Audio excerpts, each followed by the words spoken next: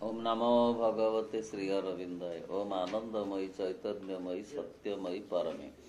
आमे दिव्य जननी श्री माँ विरचित चिरंतनी ग्रंथर अध्याय मान आलोचना करुथिले। आज जो अध्याय आलोचना करिबा तार शीर्षक हेउछि संकल्प को किपरि दृढ़ करिबो, how to strengthen the will. प्रश्न, माँ जणे किपरि ता संकल्प को दृढ़ करि परिबो?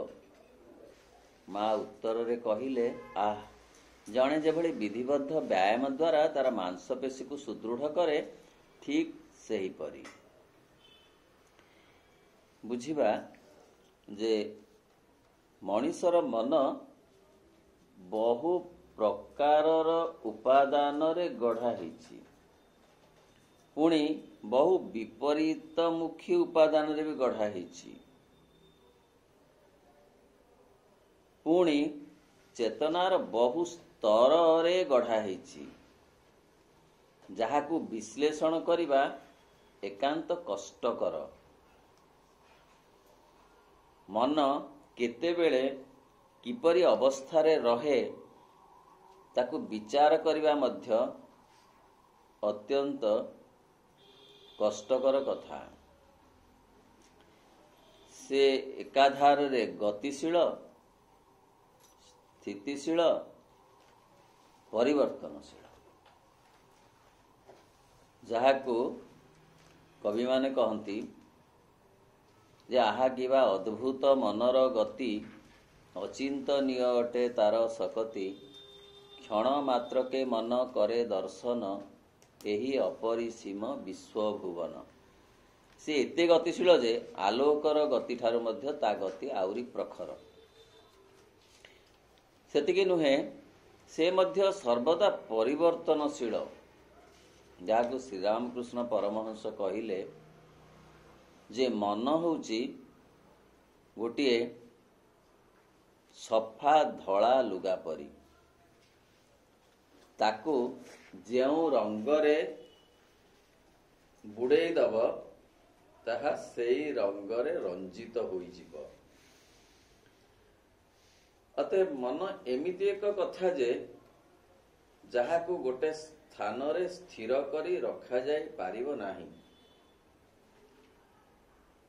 श्री अरविंद सावित्री महाकाव्य रे मन संपर्क रे बहु बहु स्थान रे अनेक अनेक पंक्तिर उल्लेख करिसंती। से कहउछंती जे मन होउछि गोटे स्टेज, जोंथिरे सबु बेले किछि ना किछि अभिनय चली थाए। केबे हेले से स्टेज टी खाली पड़े नाही। बेसिकरी सेथिरे अतीत अधिक भावरे अभिनय करुथाए, जेउ अतीत की मृत अतीत अधिकरु अधिक सेठारे अभिनय करिवार देखा जाए। भविष्यत जे अनागत से मध्य सूक्ष्म रे आसी अभिनय करुथाए। ए दुईटी जाक अभिनयकारी वर्तमान को सुजोग दियंती नाही प्रायतः अभिनय करिबाकू। सर्वदा से मंच को अधिकार करी रही थांती। फलरे वर्तमान कार्यकारी हेई पारेनी, समय चली जाए, जीवन सरी जाए।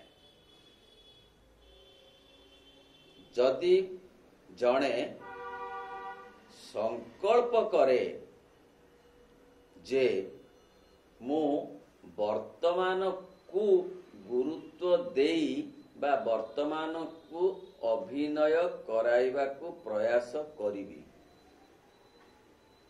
रंगमंच रे मनर, ताहले सी जो कथाटी को गुरुत्व दब से संकल्प, विल पावर, तार संकल्प शक्ति बा इच्छा शक्ति बोली आमे मध्य कहि परिबा। जे ମୁଁ ବର୍ତ୍ତମାନକୁ ଦୃଢ଼ କରି କିଛି ସଂକଳ୍ପ ନେବି ମୋ ଜୀବନ ବିଷୟରେ, ମୋ ପରିବେଶ ବିଷୟରେ, ମୋର ଭବିତବ୍ୟ ବିଷୟରେ କି ମୋର ଲକ୍ଷ୍ୟ ବିଷୟରେ ମୁଁ କିଛି ସଂକଳ୍ପ ନେବି। ଯେତେବେଳେ ସିଏ ସେଇ ସଂକଳ୍ପଟି ନେବାକୁ ଆରମ୍ଭ କରିବ, ସେତିକି ବେଳେ ତାର ଜାଣ ନବଜନ୍ମ ଘଟିବ। ତା ଆଗରୁ ସେ ଯେପରି ବ୍ୟକ୍ତି ଭାବରେ ରହିଥିଲା ସେପରି ବ୍ୟକ୍ତି ଆଉ ସେ ରହିପାରିବ ନାହିଁ। ହେଲେ ଏ ସଂକଳ୍ପକୁ ଭଣ୍ଡୁର କରିଦିଏ ଅହଂ। ସଂକଳ୍ପ ଯେ ଜଣେ କରେ ମୁଁ ଭଗବାନଙ୍କ ଆଡକୁ ଯିବି ବା ମୋ ଜୀବନର ଲକ୍ଷ୍ୟ ହେଉଛି ଭଗବତ ପ୍ରାପ୍ତି ବା ଆତ୍ମାର ପ୍ରାପ୍ତି, ଆତ୍ମ ସାକ୍ଷାତକାର, ଏହି ସଂକଳ୍ପ ନେଲା ପରେ ପରେ ଅହଂ ତାକୁ ଏପଟ ସେପଟ କରିଦିଏ। ତେଣୁ ବାରମ୍ବାର ଅଭ୍ୟାସ କରିବାକୁ ପଡେ। ଯୋଉ କଥା ଶ୍ରୀ ଅରବିନ୍ଦ କହିଛନ୍ତି, ଜଣେ ଶିଷ୍ୟଙ୍କର ପ୍ରଶ୍ନର ଉତ୍ତରରେ ଯେ ପୂର୍ଣ୍ଣଯୋଗ ସାଧନା କରିବାକୁ ହେଲେ ଦରକାର ଅଛି ପ୍ରାକ୍ଟିସ୍ ପ୍ରାକ୍ଟିସ୍ ପ୍ରାକ୍ଟିସ୍, ଅଭ୍ୟାସ ଅଭ୍ୟାସ ଅଭ୍ୟାସ। ଶ୍ରୀମଦ୍ ଭଗବତ ଗୀତାରେ ଏହି ପ୍ରସଙ୍ଗ ମଧ୍ୟ ଅନ୍ୟ ବାଗରେ ବର୍ଣ୍ଣିତ ହୋଇଛି। ଅର୍ଜୁନଙ୍କର ପ୍ରଶ୍ନର ଉତ୍ତର ଦେବାକୁ ଯାଇ ଶ୍ରୀକୃଷ୍ଣ ମଧ୍ୟ କହୁଛନ୍ତି ଯେ ଯୋଗାଭ୍ୟାସ ଦରକାର, ଅର୍ଥ ଯୋଗକୁ ଅଭ୍ୟାସ କରି କରିବାକୁ ହବ, ନହେଲେ ସାଧନା ହୋଇପାରିବ ନାହିଁ। ତେଣୁ ଆମେ ଜାଣିଲେ ଯେ ଇଚ୍ଛା ଶକ୍ତି ସହିତ ଅଭ୍ୟାସ ମଧ୍ୟ ମିଶିବା ଦରକାର। ପଢିବା ସେ ଅଭ୍ୟାସଟି କିପରି କରିବାକୁ ହବ ମା ଏଠାରେ ଉଲ୍ଲେଖ କରୁଛନ୍ତି। ତୁମେ ଗୋଟିଏ ଛୋଟିଆ ଜିନିଷ ନିଅ, ମନେକର ତୁମେ ଗୋଟାଏ କିଛି କରିବାକୁ ଚାହୁଁଛ ବା ନ କରିବାକୁ ଚାହୁଁଛ, ଗୋଟିଏ ଛୋଟିଆ କଥାରୁ ଆରମ୍ଭ କର, ଯାହାକି ତୁମ ସତ୍ତା ପାଇଁ ଗୋଟେ ଗୁରୁତ୍ୱପୂର୍ଣ୍ଣ ବିଷୟ ହୋଇ ନଥିବ, କିନ୍ତୁ ଗୋଟେ ଛୋଟିଆ ବିଧିବଦ୍ଧ କାର୍ଯ୍ୟକ୍ରମ। ଉଦାହରଣ ସ୍ୱରୂପ ଏହା ଗୋଟେ ଅଭ୍ୟାସର କଥା। ନିୟମିତ ଭାବେ ସମାନ ଗୁରୁତ୍ୱର ସହିତ ତୁମେ ସେ କଥାଟି ଉପରେ ଜୋର ଦିଅ। ଦେଖ ଏହା ତୁମେ କରିବାକୁ ଚାହୁଁଛ ବା ନ କରିବାକୁ ଚାହୁଁଛ, ତୁମେ ତାହା ଉପରେ ଜୋର ଦିଅ। ତୁମେ ଗୋଟେ ଓଜନିଆ ଜିନିଷ ଉଠାଇଲା ବେଳେ ନିଜକୁ ଯେପରି ବାଧ୍ୟ କର, ଏ କଥାରେ ବି ସେହିପରି ବାଧ୍ୟ କର। ମା କହୁଛନ୍ତି ଅଭ୍ୟାସ ବଳେ ନିଶ୍ଚିତ ଭାବରେ ସମ୍ଭବ ହବ ଯାହା ଅସମ୍ଭବ ଲାଗୁଥିଲା। ଗୋଟେ ପିଲାଟିଏ ପଡି ଯାଉଛି, ପୁଣି ଉଠୁଛି, ପୁଣି ପଡି ଯାଉଛି, ଏମିତି ହେଇ ହେଇ ସେ ଠିଆ ହଉଛି। ଚାଲିବାକୁ ଆରମ୍ଭ କରୁଛି, ପଡି ଯାଉଛି, ପୁଣି ଚାଲୁଛି, ପୁଣି ପଡି ଯାଉଛି, ଏମିତି ହେଇ ହେଇ ହେଇ ହେଇ ସେ ପୁଣି ଚାଲୁଛି।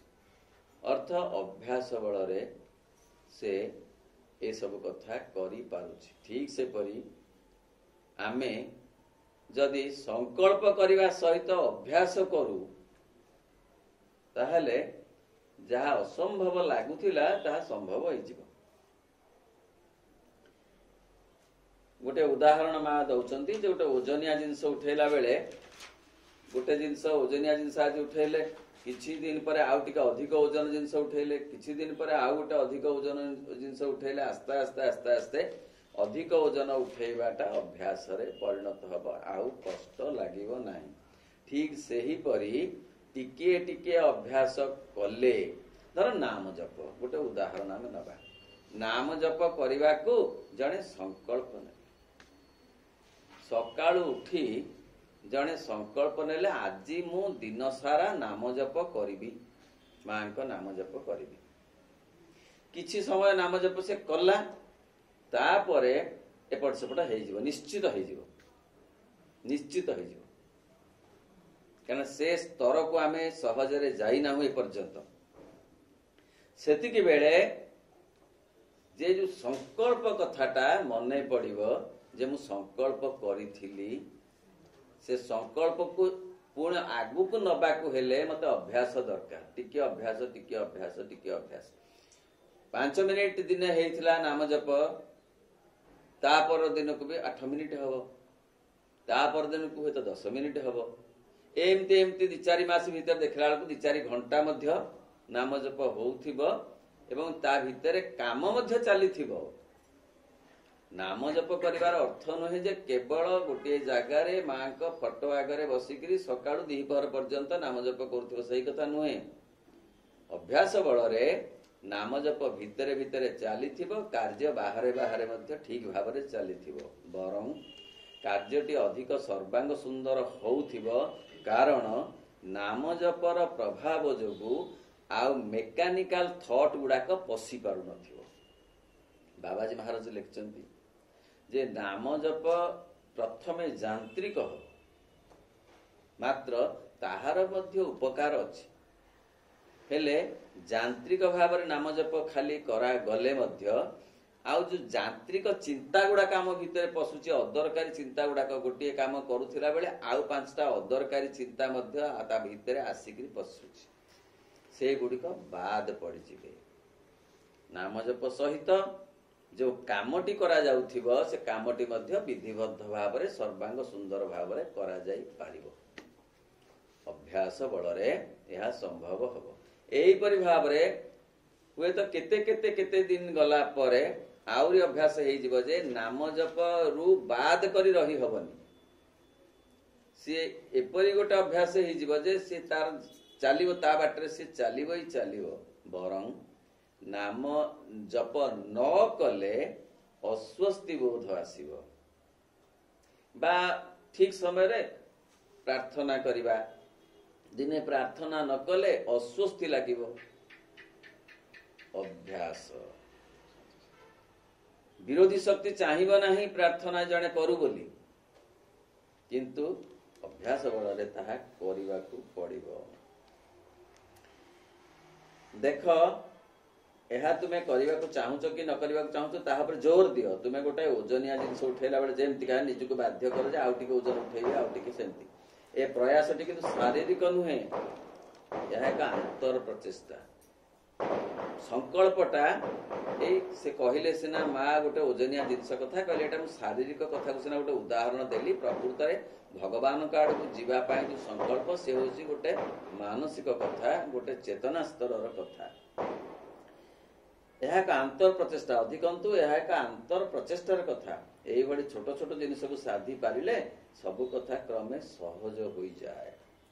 छोटिया छोटिया कथा जड़े धर गोटे अभ्यास एपरिक किसी कथा न करने के अभ्यास कथा माँ ए कहूँ यथा जड़े पान खाऊची 30 खंड दिन से कहला संकल्प कला जे मु पान छाड़ीबी एका थरे के शून करदेले हुए तो चलिब नाही बा संभव हब नाही से आस्ते आस्ते आस्ते आस्ते कमेई कमेई गोटे समय आसीबो जेतेबेले से आउ पान खाइबनी को बळे रहला संकल्प करदेला बोली कोन सहज छाड़ दे परला अभ्यास करी करी करी करी कमेई कमेई कमेई कमेई सा संभव हैला। तेणु किछि कथा करिबा पई जो संकल्प दरकार ताहा पई अभ्यास दरकार किछि कथा न करिबा पई मध्य जदि दरकार ताहा पई भी अभ्यास दरकार। अतएव अभ्यास होउची गोटे मूल कथा जहा संकल्प को दृढ़ करे। तुम्हें जानी रख जे एई प्रकार अभ्यास कले एबडी छोट छोट कथार सफलता आसी जाए तापर तुम्हें क्रमशः बृहत्तर शक्ति सहित मिलित हो जाए। छोट कथार आसी गले कॉन्फिडेंस आसे। असल कथाटी होउची आत्मविश्वास संकल्प सेतिरु अभ्यास अभ्यास आत्मविश्वास। हाँ मु जदि पान छाक होउची छाड़ी पारिली ताले आउ गोटे बद अभ्यास कहीं छाड़ी पारिबिनी। मु जदि भल दिगरे देखिले मु जदि नाम जप को जारी रखी पारिली ताहले ठीक समय रे काहे प्रार्थना रे बसी न पारिबी अन्य अन्य काम को काहे सेमिति सजाड़ी न देवी। मु जदि प्रार्थना ठीक समय रे करि पारिली कि नाम जप जदि मु टिके अभ्यास करी अधिक रु अधिक करि पारिली ताले पाठचक्र काहे न जाई परिबी आउ आउ काम को से अनुसार काहे शेड्यूल न करिबी से समय रे कौन सी कार्य रखिबी नाही। तेणु ये सबू कथा होउची अभ्यास ଯୋଗୁରୁ ଆତ୍ମବିଶ୍ୱାସର କଥା। ଆତ୍ମବିଶ୍ୱାସ ବଢିଗଲେ ଅହଂ ବିଶେଷ ଭାବରେ ଗୋଲମାଲ କରିପାରେ ନାହିଁ। ଏପରିକି ଆତ୍ମବିଶ୍ୱାସ ବଳରେ ଜଣେ ନିଜର ଭାଗ୍ୟ ପରିବର୍ତ୍ତନ କରିଦେଇପାରେ। Fate can be changed by an unchanging will ବୋଲି ଶ୍ରୀ ଅରବିନ୍ଦ ଲେଖିଲେ ସାବିତ୍ରୀ ମହାକାବ୍ୟରେ। ଭାଗ୍ୟକୁ ମଧ୍ୟ ବଦଳେଇ ଦେବାର ସାମର୍ଥ୍ୟ ମଣିଷର ଅଛି ସଂକଳ୍ପ, ଅଭ୍ୟାସ, ଆତ୍ମବିଶ୍ୱାସ ବଳରେ। ପ୍ରକୃତରେ ଏହା ହିଁ ଜୀବନ ଚିନ୍ତା, ଏହା ହିଁ ଆର୍ଟ ଅଫ୍ ଲିଭିଂ। ନହେଲେ ତ ମଣିଷ ସେମିତି ଭାସମାନ ହେଇ ଭାସି ଭାସି ଭାସି ଭାସି ଭାସି ଗୋଟେ କୋଉଠି ଲାଗିଯିବ ଜୀବନରେ, ପୁଣି ସେଇଠୁ ପୁଣି ସେ ଘାଟରୁ ପୁଣି ବାହାରିକିରି ଆଉ ଗୋଟେ ଘାଟରେ ସେମିତି ଭାସି ଭାସି ଭାସି ଭାସି ଯିବ। ଲହଡି ତାକୁ ଯୁଆଡେ ଭସେଇ ନବ ସେ ସିଆଡେ ସିଆଡେ ଯାଇ ଯାଇ ଯାଇ ଯାଇ ସେସବୁ କୋଉଠି ଗୋଟେ ଅଜାଗାରେ ଲାଗିଯିବ ଯେ ସେ ସର୍ବନାଶର ଶିକାର ମଧ୍ୟ ହେଇଯିବ। କୋଉଠି ଗୋଟେ ମାଡି ହେଇଯିବ ଯାଇକିରି, ଯୋଉଠି ସେ ଆଉ ନିଶ୍ୱାସ ନେଇପାରିବ ନାହିଁ, ତାର ସର୍ବନାଶ ହେଇଯିବ। ବୁଝି ହଉଛି ନା? ମୁଁ ଏଟା ପ୍ରତୀକାତ୍ମକ ଭାବରେ କହୁଛି। ଯଦି ସେ ନିଜେ ନା ନା ମୁଁ ଏ ବାଟରେ ଯିବିନି, ଦେଖିବା ମତେ କିଏ ନବ ଏ ବାଟରେ, ମୁଁ ଅଳ୍ପତ ଯିବି, ଠାକୁରଙ୍କ କଥା ଶୁଣିବି, ମୁଁ ଜାଣିବି, ମୁଁ ପଢିବି, ଏଇ ସମୟରେ ନିଶ୍ଚୟ ପଢିବି, ଅଭ୍ୟାସ କରିବି। ଆଉ ଆତ୍ମବିଶ୍ୱାସ, ବିବେକାନନ୍ଦ କହିଲେ ଯାହାର ଆତ୍ମବିଶ୍ୱାସ ଅଛି ତାହାର ଭଗବତ ବିଶ୍ୱାସ ଅଛି। କାରଣ ଆତ୍ମବିଶ୍ୱାସ ହିଁ ଭଗବତ ବିଶ୍ୱାସକୁ ଡାକି ଆଣେ। ଆତ୍ମବିଶ୍ୱାସର ଭିତ୍ତିରେ ଭଗବତ ବିଶ୍ୱାସର ସ୍ଥିତି। ବିଶ୍ୱାସ ଆଉ ଆତ୍ମବିଶ୍ୱାସ ଏ ଦିଟା ଅଲଗା କଥା। ଜଣେ ବିଶ୍ୱାସ ଆଉ ଜଣଙ୍କ ଉପରେ ରଖିପାରେ, କିନ୍ତୁ ନିଜ ଉପରେ ବିଶ୍ୱାସ ରଖିବା ଆତ୍ମବିଶ୍ୱାସ। ଆଉ ନିଜ ଉପରେ ଯୋଉ ବିଶ୍ୱାସ ରଖାଯାଏ ସେ ବିଶ୍ୱାସର ବେଶୀ ଫଳ, ବେଶୀ ଉପକାର, ବେଶୀ ପ୍ରଭାବ। ତାପରେ ତୁମେ କ୍ରମଶଃ ବୃହତ୍ତର ଶକ୍ତି ସହିତ ମିଳିତ ହେବ। ଆହୁରି ଜଟିଳ ପରୀକ୍ଷାର ପ୍ରୟାସ କରିବା ତୁମ ପକ୍ଷେ ସହଜ ହୋଇଯାଏ। ବଡ ବଡ ସମସ୍ୟା, ବଡ ବଡ ଲହରୀ ଭାଙ୍ଗି ଦେଇପାରିବ। ଯିଏ ସାନ ସାନ ଲହରୀ ନଈର ଭାଙ୍ଗିଛି, ସେ ସମୁଦ୍ର ଲହରୀ ମଧ୍ୟ ଭାଙ୍ଗିଦବ। ମାତ୍ର ହଠାତ୍ ସମୁଦ୍ର ଲହରୀ ଭାଙ୍ଗିବା ସହଜ ହବ ନାହିଁ। ସେଥିପାଇଁ ଦରକାର, ଯିଏ ଆଗ ଅଳ୍ପ ଦୌଡେ ନା, ଆଉ କଣ ସିଏ ଆଗ 10 କିଲୋମିଟର ଜଣେ ଦୌଡିବା ଷ୍ଟ୍ରେଚ୍ ଦୌଡିଲେ ତାର ପ୍ରାଣ ଯିବନି ହେରି। ଆଗ ଅଧ କିଲୋମିଟର ଦୌଡିଲା, ତାପରେ ଆସ୍ତେ ଆସ୍ତେ 1 କିଲୋମିଟର ଦୌଡିଲା, ତାପରେ ଟିକେ ହେଇ 2 କିଲୋମିଟର ଦୌଡିଲା। ଏମିତି ହେଇ ହେଇ ହେଇ ହେଇ ସେ ଅଭ୍ୟାସ କରି କରି କରି ତାର ଆତ୍ମବିଶ୍ୱାସ ବଳରେ ଦିନେ ଆହୁରି ଅଧିକରୁ ଅଧିକ ବାଟ ସେ ଦୌଡି ପାରିବ। ଖେଳ ଯେ ଖେଳୁକରି ଆଜି ସକ୍ସେସ୍ ପାଇଛନ୍ତି, କଣ ଦିନେକରେ ପାଇଛନ୍ତି?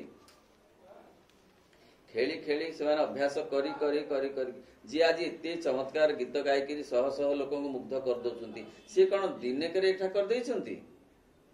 ଯିଏ ମଧ୍ୟ ଗୀତ ଗାଉଛନ୍ତି ସେ ମଧ୍ୟ ଅଭ୍ୟାସ କରନ୍ତି।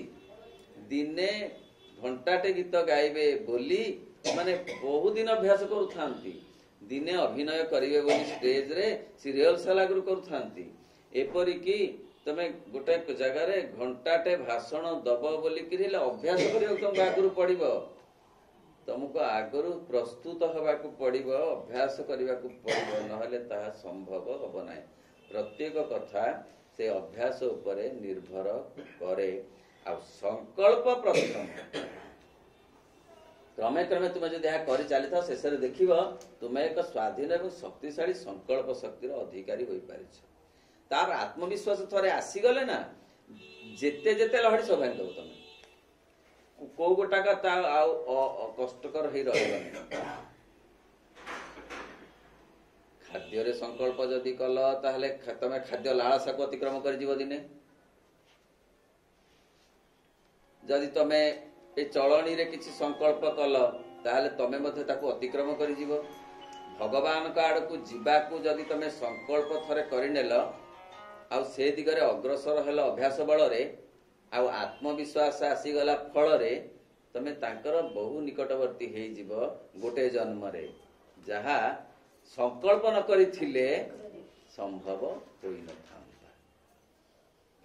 କୋଉଦିନ ଟିକେ ମନ ହେଲା ଆମେ ଟିକେ ଠାକୁରଙ୍କୁ ଡାକିଲୁ, କୋଉଦିନ ମନ ନହେଲା ନାହିଁ, କୋଉଦିନ ସୁବିଧା ନହେଲା ନାହିଁ, କହିଲୁ ଆମର ସୁବିଧା ନାହିଁ, ବନ୍ଧୁ ଆସିଲେ ଆଉ ପ୍ରାର୍ଥନା କରି ହେଲା ନାହିଁ। ଏମିତି ଏମିତି କରି ସେ ଭାସମାନ ଅବସ୍ଥାରେ ଚାଲିବ। ସିନା କାହିଁକି ଭାସମାନ ଅବସ୍ଥାରେ ଚାଲିବ? ସଂକଳ୍ପ ନାହିଁ ବୋଲି। ସଂକଳ୍ପ ଥିଲେ ସେ ସମୟରେ କୌଣସି ବନ୍ଧୁ ଆସିବେ ନାହିଁ। କିଏ ତାଙ୍କୁ ବାରଣ କରିବ? କିଏ ତାଙ୍କୁ ବାରଣ କରିବ ଭିତରୁ ଯେ ତୁମେ ବର୍ତ୍ତମାନ ଯାଅ ନାହିଁ? କାରଣ ଏଇ ଯୋଉ ସଂକଳ୍ପ ହେଇଛି ନା, ତାର ଗୋଟେ ଭାଇବ୍ରେସନ ଅଛି। ସେତେବେଳେ କୌଣସି ଯନ୍ତ୍ରଣା ଜଞ୍ଜାଳ ପହଞ୍ଚିବନି। ହଠାତ୍ ହବନି, ହଠାତ୍ ବେଶୀ ପହଞ୍ଚିବ। ସଂକଳ୍ପ କଲା ମାତ୍ରେ ବେଶୀ ପହଞ୍ଚିବ। ନ ଆସିବା ବନ୍ଧୁ ଆସିବେ। କିନ୍ତୁ ସଂକଳ୍ପ ଯଦି ଦୃଢ ହେଇଥିବ, ତାହେଲେ ସଂକଳ୍ପର ଶକ୍ତିରେ ଏପରି ଅବସ୍ଥା ହବ ଯେ ତୁମକୁ ସୁଯୋଗ ମିଳିବ, ସହଯୋଗ ମିଳିବ, ବାତାବରଣ ଆସ୍ତେ ଆସ୍ତେ ତିଆରି ହୋଇଯିବ। ତାପର ପଢିବା, ତାପର ଅଧ୍ୟାୟ। ସଂକଳ୍ପ କରିବାକୁ ଶିକ୍ଷା କର। Learn how to will.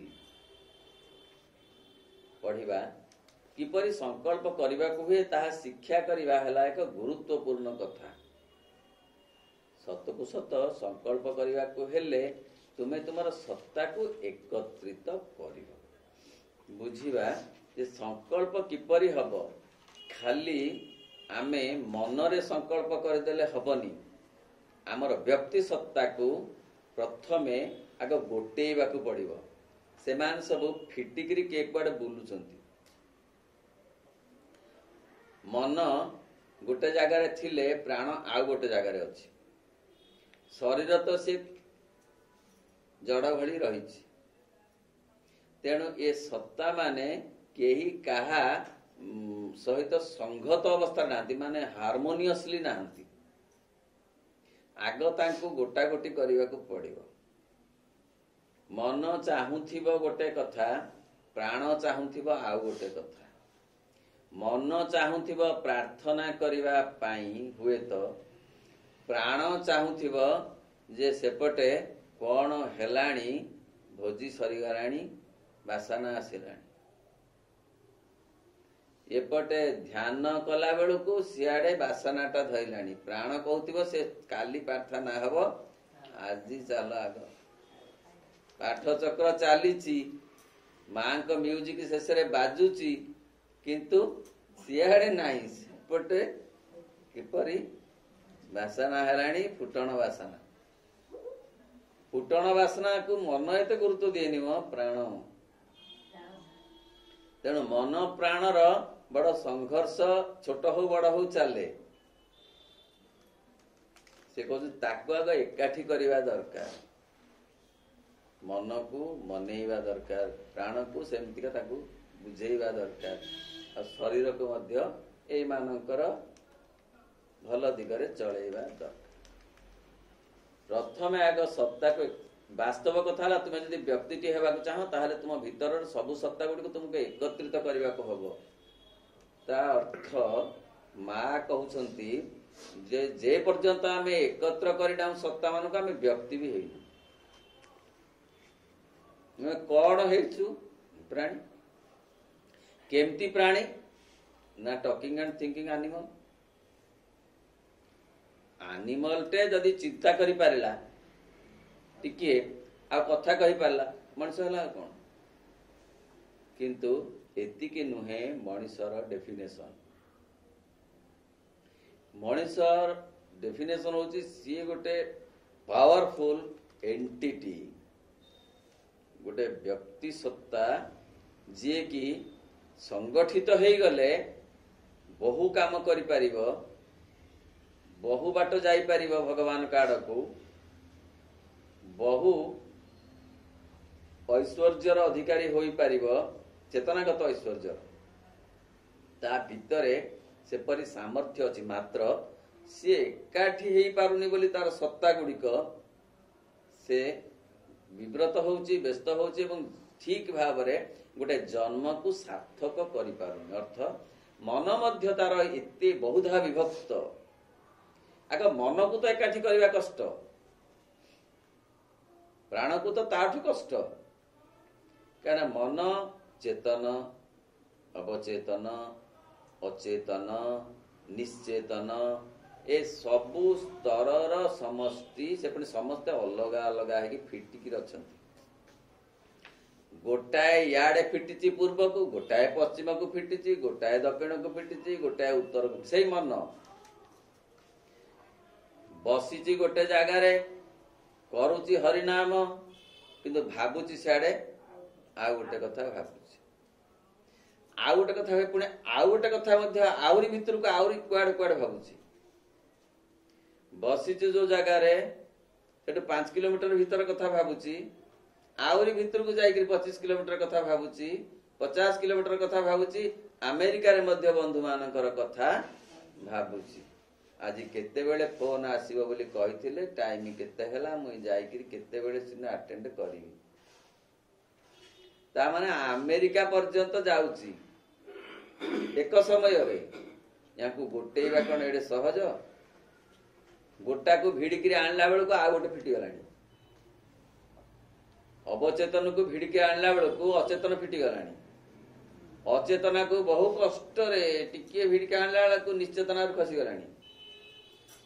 ଏ ସମସ୍ତଙ୍କୁ ଏକାଠି କରି ରଖିବା ଏଡେ ସହଜ ନୁହେଁ। ତେଣୁ ମନର ନିୟନ୍ତ୍ରଣ ହଉଛି ସବୁଠୁ ବଡ କଥା, ଯାହାକୁ କୁହାଯାଉଛି ଯେ ମନ ଯଦି ଭଲ ଅଛି ନା ସବୁ ଭଲ। ବନ ପୋଡିଗଲେ ଜାଣନ୍ତି ସଭିଏ, নীরবে ପୋଡୋଇ ମନ। ମନ ପୋଡିଗଲେ ସଙ୍ଗେ ସଙ୍ଗେ ହୁଏ ବିଦଗ୍ଧ ବିଶ୍ୱ ଭୁବନ। ପୁଣି କୁହାହେଲା କଣ ନା, ଜାମନ ଯେପରି ତା ପାଇଁ ସେପରି ଫଳ ଥୋଇଥାଏ ବିଶ୍ୱ। ଉଚ୍ଚ ମନା ଉଚ୍ଚେ ଅମୃତ ଲଭଇ, ନିଚ ମନା ଲଭେ ବିଷ। ମନ କେତେ ଭାଗ? ସ୍ଥୂଳ ମନ, ସୂକ୍ଷ୍ମ ମନ, ଉଚ୍ଚ ମନ, ନିମ୍ନ ମନ, କେତେ ମନ, କେତେ ପ୍ରକାରର ତାର ସ୍ତର। ମନସ୍ତତ୍ତ୍ୱବିତ୍ ମାନେ ମଧ୍ୟ ତାକୁ ଏପର୍ଯ୍ୟନ୍ତ ଠିକଣା କରିପାରି ନାହାନ୍ତି। କହୁଛନ୍ତି ଯେ 1/10 ଆମେ ଜାଣିପାରୁଛୁ, ଆଉ 9/10 ଏପର୍ଯ୍ୟନ୍ତ ବୁଡିକିରି ଅଛି ପାଣି ଭିତରେ, ଯେମିତି ଆଇସବର୍ଗ ବୁଡିକିରି ରହେ, ଆମେ ତାର ଠିକଣା ପାଉନାହୁଁ। ସେଇ ମନକୁ ସ୍ଥିର କରିବା, ଆୟତ୍ତ କରିବା, ଗୋଟେ ନିର୍ଦ୍ଦିଷ୍ଟ ଦିଗରେ ଲଗେଇବା ଏତେ ସହଜ ନୁହେଁ, ମାତ୍ର ଅସମ୍ଭବ ନୁହେଁ। ତାହା ହିଁ ତ ସାଧନା। ସାଧନାର ଅର୍ଥ ନୁହେଁ ଆମିଷ ନିରାମିଷ, ଅରୁଆ ଗେରୁଆ, ଜଟା କି ଲଣ୍ଡା, ସେଇଆ ନୁହେଁ। ମନକୁ ଏକାଠି କରି ସ୍ଥିର କରିବା, ପ୍ରାଣକୁ ତା ସାଙ୍ଗରେ ସାମିଲ କରେଇବା। ତାହେଲେ ତୁମେ ଭିତରର ସବୁ ସତ୍ତା ଗୁଡିକୁ ତୁମକୁ ଏକତ୍ରିତ କରିବାକୁ ପଡିବ। ଭିତରେ ଯୋଉ ସତ୍ତା ସବୁ ଅଛନ୍ତି, ମନ ଭିତରେ, ପ୍ରାଣ ଭିତରେ, ଯଦି ଜଣେ ବିପରୀତ ଗତି ଦ୍ୱାରା ପୂର୍ଣ୍ଣ ରୂପେ ଆକର୍ଷିତ ହେଉଥାଏ, ଯଦି ଜଣେ ନିଜ ସମ୍ବନ୍ଧରେ ସଚେତନ ନ ହୋଇ ତା ଜୀବନର 3/4 ସମୟ ବଞ୍ଚିଥାଏ, ସତରେ ସାଧାରଣ ଭାବରେ ମଣିଷ ତାର 3/4 ଜୀବନ ବ୍ୟର୍ଥ ହେଇଯାଉଛି। କାହିଁକି ନା ସିଏ ଏକାଠି ନାହିଁ। ସେ ସବୁ ଅଲଗା ଅଲଗା ବାଗରେ ଯାନ୍ତ୍ରିକ ଭାବରେ ବଞ୍ଚୁଛି, ମାତ୍ର ପ୍ରାଣୀ ଭାବରେ ସେ ପ୍ରାୟ ସମୟ ହିଁ ବଞ୍ଚିଛି। ଜଣେ ବୁଦ୍ଧଦେବଙ୍କ ପାଖକୁ ଆସି ତାର ଦୁଃଖ କହିଲେ। ସେ ବୁଦ୍ଧଦେବ କହିଲେ, ତୁମେ ଆଜି ନୁହେଁ କାଲି ଆସ। ତା ପରଦିନ ଆସିଲେ, କହିଲେ ନାଇଁ ତୁମେ ଆଜି ନୁହେଁ, ତମେ ଏକୁଟିଆ ଆସ। ନା ମୁଁ ତ ଏକୁଟିଆ ଆସିଛି। ନା ନା ନା, ତୁମେ ଏକୁଟିଆ ଆସିନ, ତମେ ବହୁ ଭିତରେ ଆସିଛ। ତମେ ମାନେ ना तमे एक मन एक स्थिर एक प्राण एक मुखी एकाग्र आसी ना बहु सत्ता को गोले मोड़े तमे आसछ जाओ जेते बेले एका हे के आसीबो आउ सांगरे काहा को आनिबनी आमे कोन एका हे कि जाई परछु जेतेबेले एका हेकरी जीवना तांका आड़कू सेते बेले से कार्यटा सिद्ध हब अधिक रु अधिक जोग साधना सेतिकी बेले ही प्रकृत हब तेणु 3/4 समय एमती चली जाउछि जदि से कौन सब करुछि से मते जानी पारु न थाए सतरे कौन करुछु तो जानी होनी कौन कहू कहू कहूछु कौन करू करू करुछु सबु बेले अन्यमनस्क रहुछु समस्त कथा काहा कथा व्यक्तिगत पड़िनी अन्यमनस्क सबु बेले रहुछु प्रकृत रे मनस्क समय बहुत कम अन्य मनस्क अर्थ होची अन्य विषय रे मध्य हमें मनस्क बेसी निज मनस्क मन अन्य मनस्क दी प्रकार आत्म मनस्क आउ प्रकार कथा आमे निज मनस्क भी नुहे अर्थ निजकू नहीं आमे बंचिबा कम आमे अन्य को नहीं बंचिबा बेसी अन्य को माने कौन अन्य कथा को अन्य पई भावना को सीए कौन कहिला बोले 3.5 दिन लगिला सीए यही कथा बोधे कहवा को चाहूला एबागे बुले कहला आउर 1.5 दिन गला तेणु सबु किंतु याडे कार्य चलची रोसई पत्र चलीची रुटी बेला चलीची सेटा बंद होइनी किंतु मन निज पाखरे नाही एमती एमती है कि 7 दिन जाउची ना हिसाब कर देला बेल को 3/4 जीवन गलानी 80 वर्ष रु 60-70 वर्ष से गला आउ 5-7 वर्ष 10 वर्ष को निज विषय टिके मनुष्य भाविला जदि निज विषय रे ही सब समय भावी थांता कौन निज विषय रे भाविबो आइंस कि निराइंस नुह काहे के आसीची जोथि पे आसीची सही काम करूची तो ये जहा जहा करूची ताहा सब मो संगे जीवे तो ए सब किछि कथा मते मु नेबी तो जहा नेबी ताकू ता सहित कनेक्टेड होउची तो प्राचीन जुग कथा पड़िनी जहा नेबी अर्थ एई मानंकु साधन रूप रे व्यवहार करी जेउ चेतना मु नेबी ताहा करूची तो ना एई मानंकु भाबुची जीवनर लक्ष्य बोली एई मानंकु माने वस्तु को बंधु को बुझी होछ म कथा एमान को छाड़ीबा कथा कहू नाही किंतु एमाने जे सीढ़ी मु छात को जीवा को आछि किंतु मु कहूची एइटाई छात कोटा जे बंधु बांधव हो धन संपद हो जस प्रशंसा हो प्रतिष्ठा हो जो कुतकुत हो भाई अच्छे ये गुड़िक मोर हौची सीढ़ी किंतु मोर 3/4 समय जाउची एमानकु छात बोलिकरी विचार करी फल रे प्लस माइनस कैंसिल हेकरी अल्प रहउची अल्प शेष बेलू को जतक रहुची टिके ना को शेष आड़िकी सेतिकी गणति होउची मार्किंग होउची आउ एतक सबु गला जाई नथंता जदि एमानंकु सीढ़ी भाव रे ग्रहण करा जाई थांता जदि जन विपरीत गति द्वारा पूर्ण रूपे आकर्षित हो जदि जन निज संबंध सचेतन न होई ता जीवन 3/4 समय बंचता जदि से कौन सब करूची गला ताहले एभଳି मनुष्यर प्रकृतिर अस्तित्व न थाए एभଳି मनुष्य नानादि प्रभाव द्वारा आंदोलित होता है ନାନାଦି ପ୍ରଭାବ ଦ୍ୱାରା। ତା ନିଜର କୌଣସି ସ୍ୱତନ୍ତ୍ରତା ନଥାଏ, ଲକ୍ଷ୍ୟ ନଥାଏ, ତାର ଆଭିମୁଖ୍ୟ ନଥାଏ।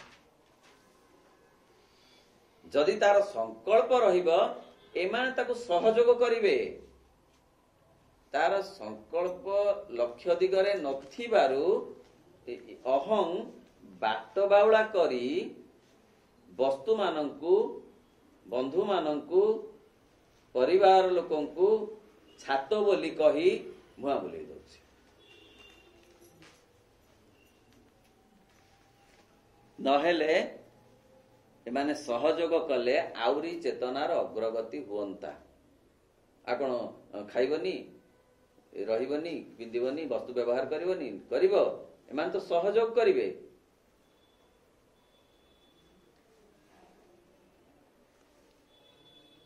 ଯଦି ଏଭଳି ମଣିଷ ନାନାଦି ପ୍ରଭାବ ଦ୍ୱାରା ଆନ୍ଦୋଳିତ ହୋଇଥାଏ, ନାନାଦି ଶକ୍ତି ଦ୍ୱାରା ପରିଚାଳିତ, ନାନାଦି କାଣ୍ଡ କାରଖାନାରେ ମାତିଥାଏ, ନାନାଦି କ୍ରିୟା ପ୍ରତିକ୍ରିୟାରେ ବିଚଳିତ ହେଉଥାଏ। କେତେ ସ୍ପଷ୍ଟ ଭାବରେ ମା ଲେଖୁଛନ୍ତି, ସମସ୍ତଙ୍କ ଜୀବନର କଥା ଲେଖୁଛନ୍ତି। ଜୀବନ ବାହାରେ ଯେତେବେଳେ ବିଛାଡି ହେଇ ପଡିଛି, ଆମେ ଦେଖୁଛୁ ନା, ଏସବୁ ବ୍ୟର୍ଥ ଜୀବନ ହେଇଯାଉଛି। ଲାଗୁଛି ଏଇ ସବୁ ଗୋଟେ ସାର୍ଥକ ଜୀବନ। ବହୁ ଧନର ଅଧିକାରୀ, ବହୁ ଯଶର ଅଧିକାରୀ, ବହୁ କ୍ଷମତାର ଅଧିକାରୀ, ବହୁ ପ୍ରତିଷ୍ଠା ଯାହାର, ସାର୍ଥକ ଜୀବନ ପରି ଲାଗୁଛି। ସାର୍ଥକ ଜୀବନ ହୁଅନ୍ତା ପ୍ରୋଭାଇଡେଡ୍ ତାହା ଯଦି ତାକୁ ସିଡି ଭାବରେ ବ୍ୟବହାର କରାଯାନ୍ତା। ଯେହେତୁ ତାହା ଛାତ ବୋଲିକିରି ବିଚାର କରି ଦିଆଯାଉଛି, ସେଗୁଡାକ ବ୍ୟର୍ଥ ହୋଇଯାଉଛି। ମା ଲେଖିଲେ ଅନ୍ୟତ୍ର ଧନ, ଯଶ, ସମ୍ପଦ, ପ୍ରତିଷ୍ଠା, ଗୌରବ, ସମ୍ମାନ ଏସବୁ ବୃଥା ଯଦି ସେ ସବୁ ଭଗବାନଙ୍କ ସହିତ ଯୁକ୍ତ ହୋଇ ନଥାଏ।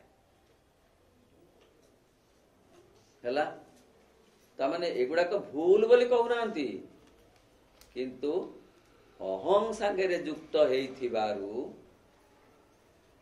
ଏଗୁଡିକ ବୃଥା। ଯେତେବେଳେ କାଲକୁଲେସନ ହବ, ଏଗୁଡାକରେ ମାର୍କିଂ ହବନି। କେତେ ବନ୍ଧୁବାନ୍ଧବ,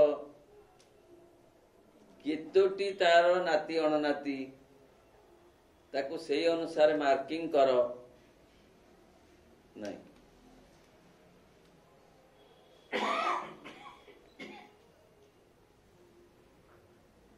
କିନ୍ତୁ ସେ ଏକ ବ୍ୟକ୍ତି ସତ୍ତା ଭାବରେ ବଞ୍ଚୁ ନଥାଏ।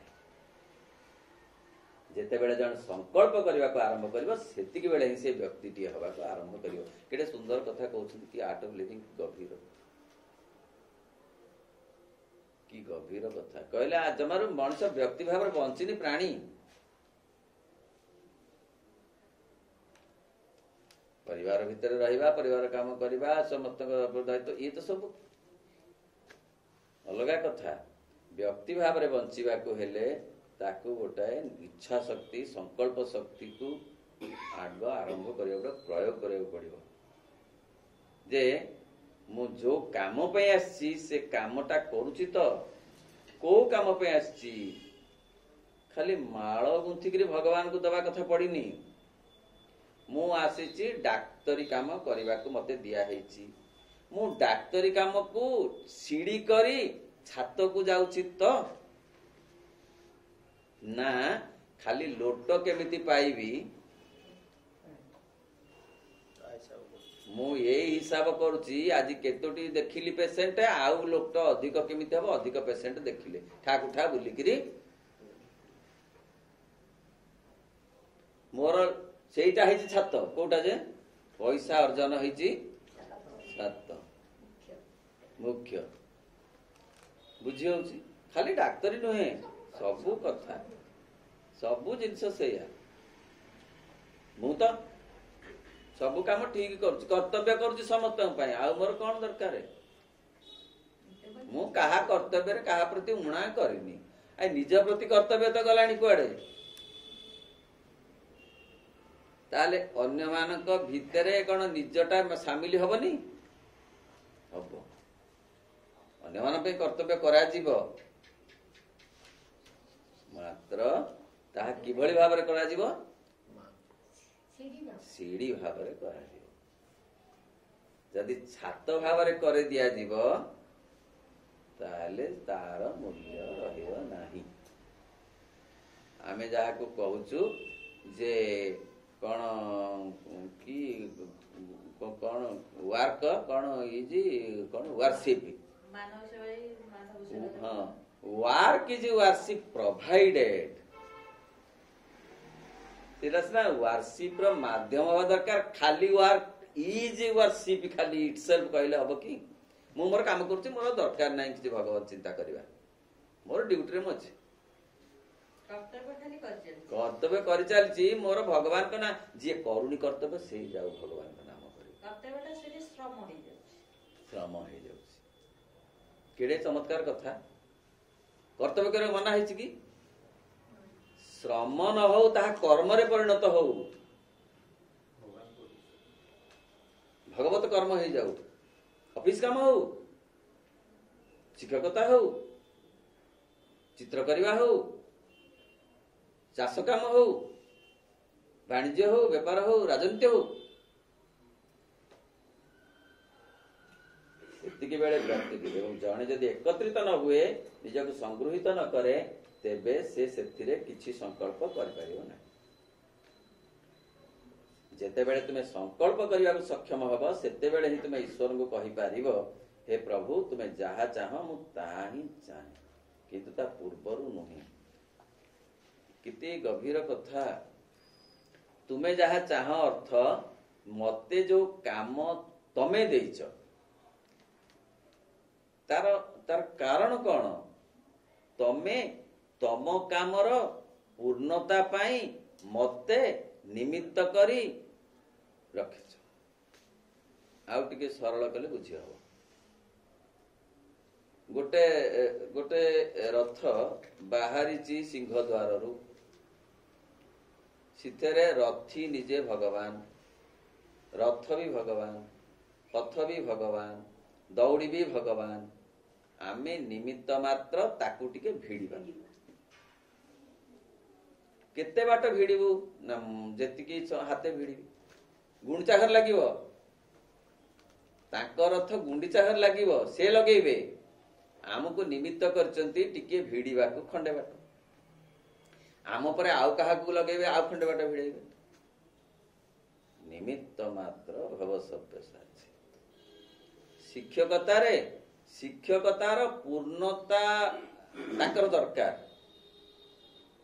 शिक्षकतार गोटे पूर्णता अछि ना नहीं डाक्टर गोटे पूर्णता अछि ना नहीं इंजीनियरिंग गोटे पूर्णता अछि कि नहीं चित्रकार गोटे सबतर गोटे पूर्णता अछि ना नहीं परफेक्शन आउ फुलफिलमेंट अछि ना नहीं सेटा ताको इच्छा ताको काम चित्रकर ताको सेई चित्र रूपक रथ को बा सेई रथ को टिके भिड़ दब किंतु चित्रकर भाबुची मो रथ मो भिड़ुची मते जस मिलवा दरकार मते गोटे मानपत्र कहीं मिलला नहीं डाक्तरी विद्या से भाबुची जे मु डाक्तर केते भूल ही जाउची सते सबु ठीक बाटरे चलिले ना तांको कामटा परिपूर्ण हवा दरकार से चाहंती भगवान आमे निजको कर्ता बोली भाबिलारु गोलमाल धरि जाउची आमे निजको भाबिबा दरकार जे मु होउची निमित्त मात्र। तापरे लिखुचंदी मा एमती किछि बाट गला परे तमर अवबोध हब जे मु मध्य सी रथी सी रथ सीए दौड़ी सीए पथ सीए मो निमित्त हेकरी जो भाबुथिली मु मध्य सीए सीए तांको रथ रथी होई तांको आड़कू भिड़ु अछंती से तांको रथ रथी होई दौड़ी होई पथ होई भिड़ु अछंती मो नुहे मो निमित्त भी नुहे मो होउची से होउचंती मो। श्रीमद् भगवत गीता आज गीता जयंती आपण मान जानछंती कि नहीं? गीता जयंती गीता ग्रंथ रे बहु तत्व श्री कृष्ण 5000 वर्ष आगु दे सारी जहा एपर्यंत जेते विश्लेषण करागले मध्य आहुरी विश्लेषित हवाक बाकी अछि। श्री अरविंद कहती गीता ग्रंथ होची अनेक मणिमुक्तार खणी,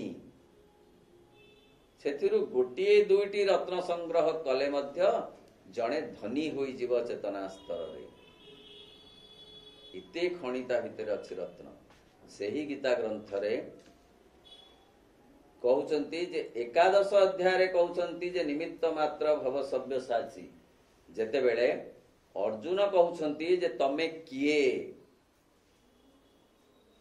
ए जो तमर स्वरूप मु स्तब्ध हो जाउची देखिकिरी, मु बुझी पारुनी, मो पाद तळ खसी जाउची माटी, भांगी पड़ुची मथा उपरे आकाश, तमे किए तमे किए तमे किए मते कह। आम्भेटी उत्कट काल लोक संहारक प्रवृत्त होइछु एथि लोक संहारणे। तुमे युद्ध न कले हे न रहिबे केही प्रतिपक्ष अनिकिनी स्थित जोध्रुगणे। तेणु उठ हे अर्जुन, तेणु उठ लभ जस शत्रु जय करी धन धान्य पूर्ण राज्य सुखे भोग कर। आंभरे ही सर्वे हत होइछंती पूर्वे, सव्यसाची हुआ तुम्भे निमित्त मातर। गीतार श्लोकर ये आक्षरिक अनुवाद। जे आंभरे सर्वे हत होइछंती, मु सब मारी सारिछि समस्ती की, तमे खाली निमित्त मात्र हो। से जो निमित्त मात्रता 18 अध्याय को गला बेलू आउ से बदली जाइछि। अर्जुन सेते बेलू अर्जुनकर चेतना सेते बेलू बदली जाइछि। कौन कहिले ना तुमे जहा कहिबो मु सेया करी। मो मोर आउ किछि निमित्तता भी दरकार नहीं। तुमे जहा कहिबो मु सेते जहा तुमे कहिबो जेमिति नियुक्ति दब सेया करी। अर्थ निमित्तपण भी चली जीव पूर्ण भगवत कृपारे। कहले ता भगवान जहा चाहती ताहा चाहिबा पर तुमर एक संकल्प रहबा उचित। कारण भगवान चाहती तांकर कार्यटी परिपूर्ण हो। तेणु से आमको तांको काम रे लगेइचंती। आमे भाबुचु कामटा आमर, तेणु कामटा आमर माने दरमाटा आमर। आमर माने मु जोटा दुकान रे जिनस आनिली सेटा मोर, एटा मो परिवा, मो डाली, मोर मोर।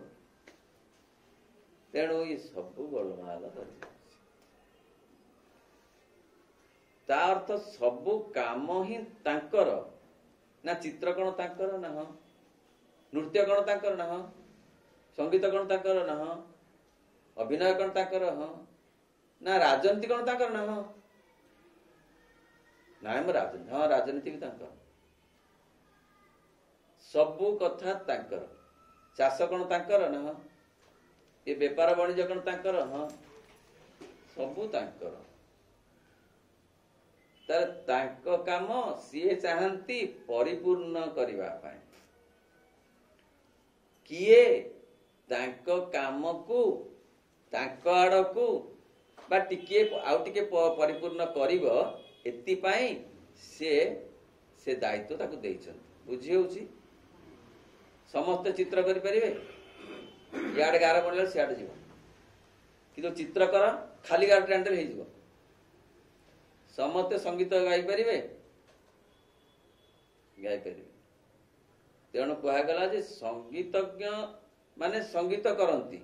जेते लोक संगीत करते समस्त संगीतज्ञ नुहंती। वादक बजाती जेते लोक टुंग टुंग बजाती से वादक नुहंती।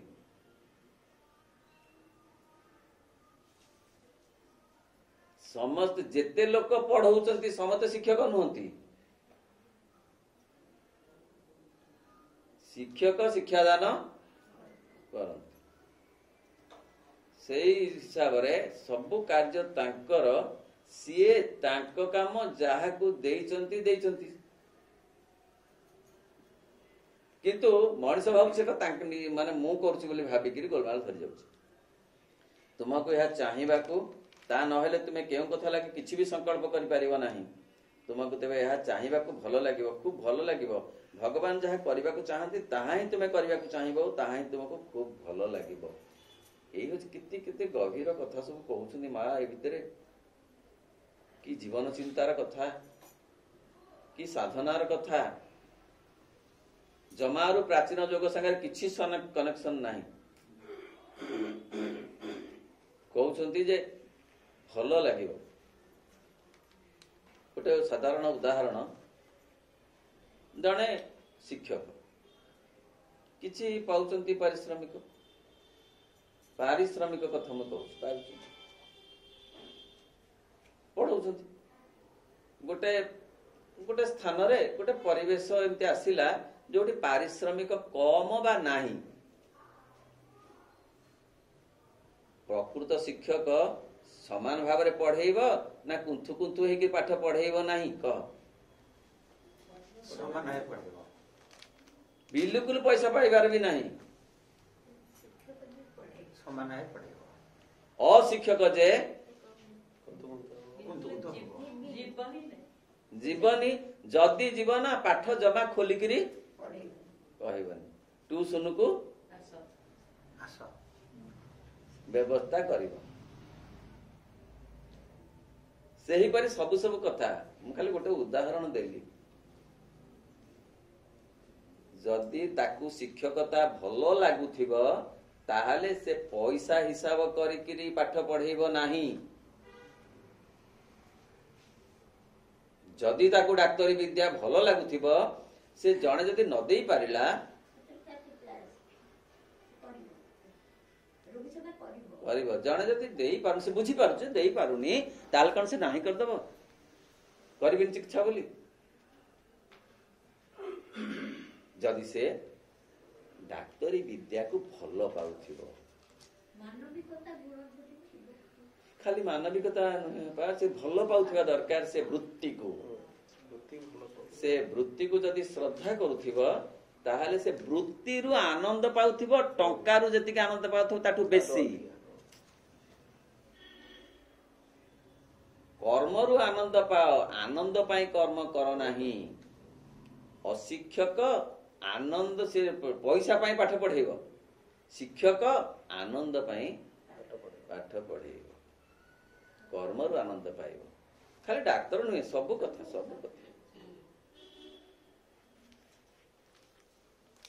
କାହିଁକି ନା ତୁ ଲାଗିବ ଯେ ଏଇଟା ଭଗବାନଙ୍କ କାମ ବୋଲି ସିଏ ଅନୁଭବ କରିବ, ଯେ ତାକୁ ଭଲ ଲାଗିବ। ସେ ବୃତ୍ତିଟା ତାକୁ ଭଲ ଲାଗିବ, ତାହା ହିଁ ତୁମେ କରିବାକୁ ଚାହିଁବ, ତାହା ହିଁ ତୁମକୁ ଖୁବ୍ ଭଲ ଲାଗିବ।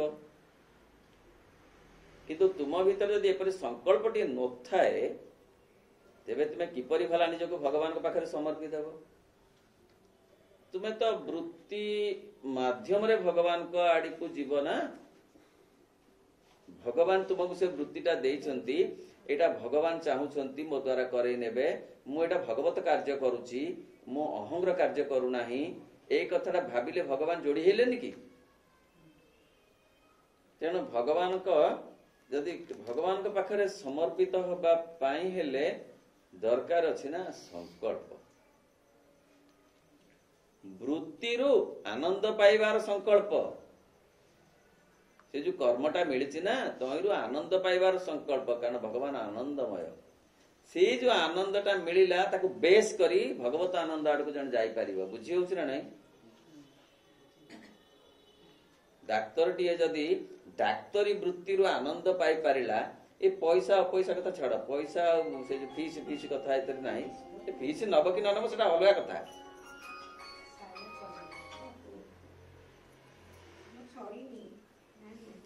ତେବେ କଣ ହବ ନା, ଦିନେ ସେଇ ଯୋଉ ବୃତ୍ତିଗତ ଆନନ୍ଦତାକୁ ଭଗବତ ଆନନ୍ଦ ଆଡକୁ ନବ।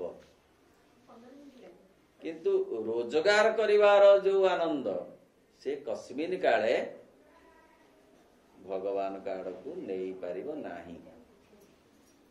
सेहीपरि शिक्षक सेहीपरि सब जो कथा कृषक जदि भाबुची भगवान कार्य ताहले सेहितरु जो आनंद पाइबो से आनंद माध्यम रे से भगवान का आड़ को जीवा पाई तार बाटटा फिटिबो। से जदि तार खाली परिवार पोषण करी आउरी धनी हेबी आउरी केते काहा को कौन कौन मिसई करी सब ठकीबी बेपारी जदि भाब्य मु ठकी करी बेसी पैसा ता धरे मिश्रण अपमिश्रण करी से कस्मिन काले भगवान का आड़ को जाई पारिबो नहीं। बेपार रे मध्य जो व्यवसाय वाणिज्य ता मध्य रे मध्य ताहा भी भगवत कार्य सेतिरे मध्य तार लाभ रखिबा मध्य भगवत कार्य किंतु अपमिश्रण भगवत कार्य नुहे। तेबे तुमे किपरि भला तांकर आज्ञा पालन करबा को प्रस्तुत होई परिबो। भगवानकर आदेश आज्ञा पालन करबा को हेले निजको सेमति तैयारी करबा दरकार। लुहारू कलंकी न छाड़िले चुंबक टाणिबनी। चुंबकर काम होची टाणिबा पारिबनी। लुहार जदि कलंकी लागिछि लुहारे कलंकी लगेइछि किए अहम।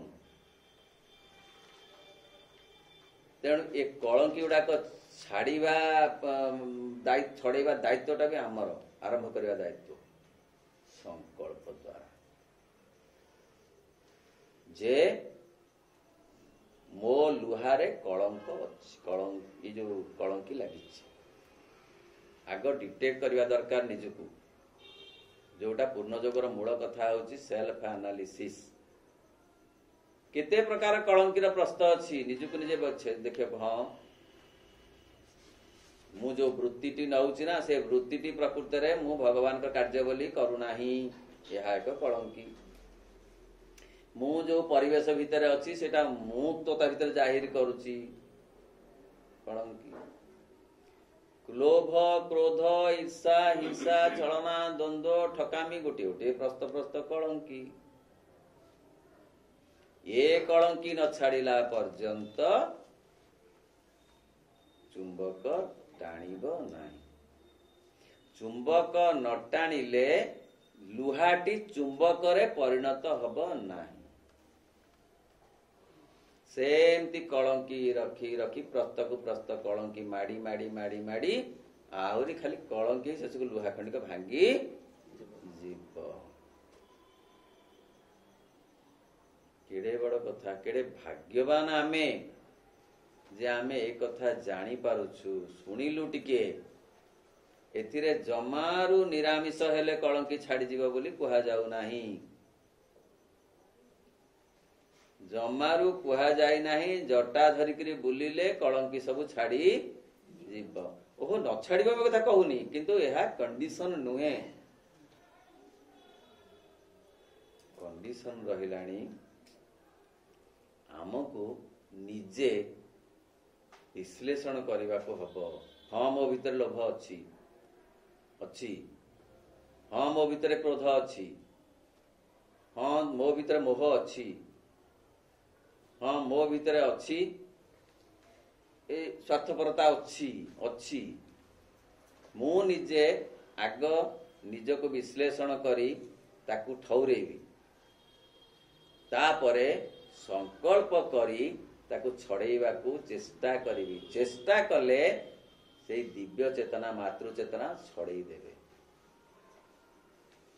अभिप्सा करिबा आमर काम दिव्य कृपा दिव्य करुणा करिबा तांकर काम। तेणु आज जो आमे पढ़िले जे गोटे नवजन्मर वार्ता आज आमे जानिले। कौन से वार्ता ना आमे आसीचु तांको काम करिबाकू तांको आड़कू जिबाकू तांको भावरे भावित हबाकू आ आमर जो कलंकी गुड़ाक अच्छी ताकू छड़ेबा पाई हमको अभिप्सा करिबाकू प्रत्याख्यान करिबाकू आ समर्पण करिबाकू ताहेले से कलंकी भी समर्पण हबो। हेले जायकि तांकरी कार्यटी पुनर्वा आमर जो संकल्प तांको आड़क जीवा ताहा संभव हब। ओम नमो भगवते श्री अरविंद। ओम आनंदमयी चैतन्यमयी